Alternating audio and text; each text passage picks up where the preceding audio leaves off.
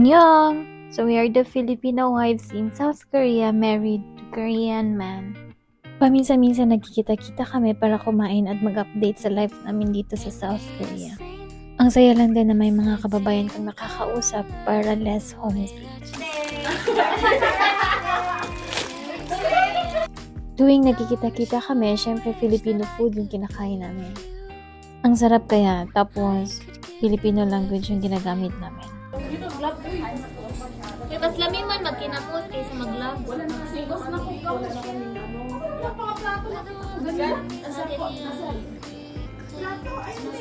Grateful to these people.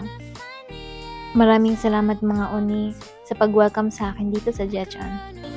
Hello. Ayaw na yung mga siksi sila. Ayaw. Ayaw siksi.